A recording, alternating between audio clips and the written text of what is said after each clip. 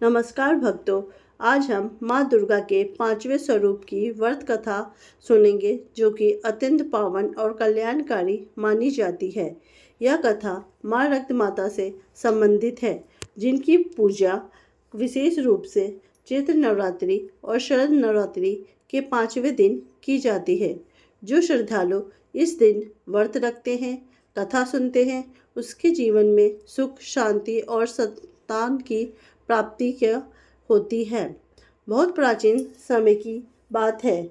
एक अत्याचारी असुर था, तारकासुर। उसके कठोर तप का भगवान ब्रह्मा से वरदान प्राप्त किया कि उसका वध केवल भगवान शिव के पुत्र द्वारा ही संभव होगा। वरदान पाकर वह अत्यंत अहंकारी हो गया। तीनों लोकों में आतंक फैलाने लगा। देवता, ऋषि और साधु संत भी सभी उसके अत्याचार से व्याकुल हो उठे। उस समय भगवान शिव गहन तपस्या में लीन थे। उनका विवाह नहीं हुआ था, इसलिए संतान की संभावना भी नहीं थी। देवताओं ने मिलकर आदि शक्ति से प्रार्थना की कि वे किसी प्रकार से शिव को गृहस्थ जीवन की ओर प्रेरित करें, ताकि तारकासुर का अंत हो सके। आदि शक्ति ने पर्वतराज हिमालय के यहाँ पार्वती रूप में जन्म लिया। बचपन से ही वे शिव को पति के रूप में पाने का संकल्प लेकर जप करने लगी। वर्षों की कठोर साधना के बाद भगवान शिव प्रसन्न हुए और उनका विवाह संपन्न हुआ। समय आने पर पार्वती जी के गर्भ से एक तेजस्वी पुत्र का जन्म हुआ। उनका नाम रखा गया रक्त, जिन्हें कार्तिकेय भी कहा जाता है। बालक रक्त बचपन से ही अत्यंत वीर और तेजस्वी थे। जब वे बड़े हुए तब देवताओं ने उन्हें अपनी सेना का सेनापति बनाया। रक्त ने देव सेना का नेतृत्व करते हुए तारकासुर से युद्ध किया और उसका वध कर दिया। तीनों लोकों में पुनः स्थापित शांति करने के लिए उन्होंने बहुत कोशिश की। उस समय माँ पार्वती अपने पुत्र को गोद में लेकर प्रसन्न थी। उसी मातृत्व स्वरूप को रक्त माता कहा गया। माँ रक्त माता सिंह पर अरूढ़ होती हैं। उनकी 4 भुजाएं हैं। 2 हाथों में कमल पुष्प, एक हाथ में बाल वृक्ष और एक हाथ में वरमुला है। वे कमलासन पर विराजमान रहती हैं। उनका मुखमंडल तेजस्वी किंतु अत्यंत सौम्य और करुणामय है।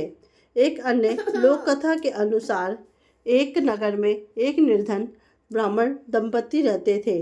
विवाह के कई वर्षों बाद भी उन्हें कोई संतान प्राप्ति नहीं हुई। वे अत्यंत दुखी रहते थे। एक दिन एक संत ने उन्हें नवरात्रि के 5वें दिन माँ रक्त माता का व्रत रखने और कथा सुनने की सलाह दी। नवरात्रि प्रारंभ हुई और 5वें दिन ब्राह्मण दंपति ने प्रातः स्नान कर स्वच्छ वस्त्र धारण किए, घर के पूजा स्थान को शुद्ध किया और माता की प्रतिमा स्थापित की। उन्होंने पीले पुष्प, धूप, दीप अर्पित किए और केले का भोग लगाया। दिन भर उपवास रखा और सायंकाल कथा सुनी। कुछ समय बाद उनके जीवन में चमत्कार हुए। उन्हें एक सुंदर और स्वस्थ पुत्र की प्राप्ति हुई। परिवार में खुशियां लौट आई। उन्होंने माँ रक्त माता का धन्यवाद किया और हर वर्ष श्रद्धापूर्वक व्रत करने का निर्णय लिया। कथा का यह संदेश है कि माँ रक्त माता करुणा और मातृत्व की मूर्ति हैं। वे अपने भक्तों को संतान सुख, साहस और आत्मबल प्रदान करती है।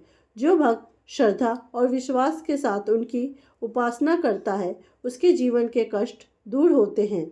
व्रत विधि इस प्रकार से मानी जाती है कि प्रातः ब्रह्म मुहूर्त में उठकर स्नान करें, साफ सुथरे और पीले वस्त्र धारण करें, पूजा स्थल पर कलश स्थापित कर माता का चित्र रखें, कमल या पीले पुष्प अर्पित करें, ओम देवी रक्त माताए नमः मंत्र का जाप करें, केले या खीर का भोग लगाएं, दिन भर फलाहार या निराहार व्रत रखें, सायकाल आरती कर कथा सुने और प्रसाद वितरित करें। आध्यात्मिक दृष्टि से यह दिन विशुद्धि चक्र से जुड़ा माना जाता है। इस दिन की साधना से मन शुद्ध होता है और वाणी में मधुरता आती है। माँ रक्त माता की कृपा से भक्त के जीवन में ज्ञान, शांति और समृद्धि का संचार होता है। जो सच्चे मन से माँ रक्त माता की व्रत कथा सुनता है उसे भय से मुक्ति मिलती है, घर परिवार में प्रेम और एकता बनी रहती है, संतान का कल्याण होता है और जीवन में सफलता का मार्ग खुलते हैं। माँ रक्त माता हमें सिखाती है कि मातृत्व केवल स्नेह ही नहीं बल्कि भक्ति और शक्ति का संरक्षण का भी प्रतीक है। वे हमें यह प्रेरणा देती है कि प्रेम और साहस के साथ हर कठिनाई का सामना किया जा सकता है। जय माँ रक्त माता। सभी भक्तों पर उनकी कृपा बनी रहे, घर परिवार में सुख शांति और समृद्धि का वास हो। यह थी हमारी आज की कथा। इसी तरह की धार्मिक और पौराणिक कथा सुनने के लिए कृपया मेरे चैनल को लाइक, कमेंट एंड सब्सक्राइब कीजिए और कमेंट बॉक्स में जय माता दी लिख के जरूर जाइए।